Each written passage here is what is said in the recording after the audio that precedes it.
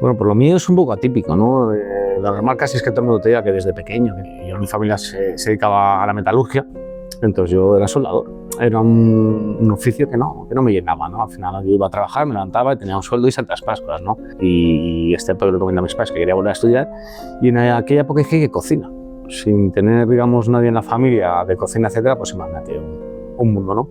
Entonces fue un poco de rebote, pero yo creo que ahí Arguiñano tiene la culpa, que es cuando fue el boom de la tele, y yo creo que quizás fue un poco el que empezó con la moda esta. No, mis padres encantados, la verdad que fue una cosa que dijeron, bueno, pues otra ida de olla al chaval, que padre que no pone aquí los pies en la tierra nunca. Cuando me llaman para hacer una reserva de todos los puntos, pues diciendo, yo estoy llamando a Alquimia, y Alquimia está llamando, pero hay dos conceptos. Uno es Crisol, que es un gasobar más informal, mesas altas y bajas, y después tenemos laboratorio, que digamos que es el punto gastronómico más alto, pero es algo más formal.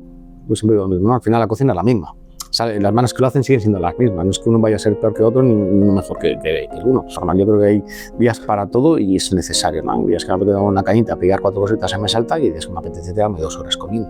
Eso sí es raro porque hay medio local con estrella y medio sin estrella. Eso tenemos la parte de dentro que es un poco chocante. El baño, que es justo está en medio, no sé cuál de los dos pertenece. Bueno, nosotros siempre decimos que utilizamos productos de aquí y sabores de allá.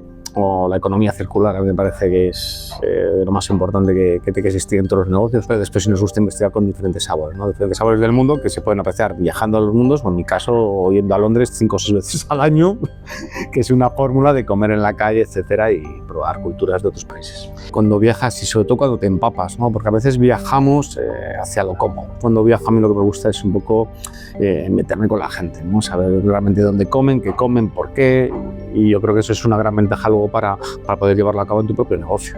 Pero la cocina es que evoluciona todos los días. Todos los días tienes que... Yo todos los días abro un libro de cocina y me pongo a leer. Todos los días me pongo a leer artículos de cocina, o me intereso por un producto o por otro. Al final es que todo esto va creciendo. Entonces al final es que es un mundo en el que si tú te lo propones no te vas a aburrir nunca. Al final, por ejemplo, cuando consigues una estrella Michelin, la fórmula fácil de no perderla es ir a por 2. Eso obviamente es la fórmula más sencilla, ¿no?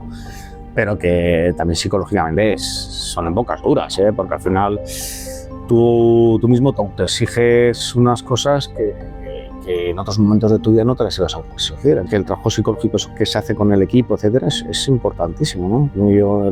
Ahora mi misión sobre todo es el tener las espaldas muy anchas, aguantar los palos y sacar los dientes. Es un ejemplo de que la televisión, el poder que tiene, ¿no? La televisión ha empezado a sacar programas de cocina, lo han comprado tanto, luego pues mediáticamente a través de redes, pues Foods, etcétera, lo mismo.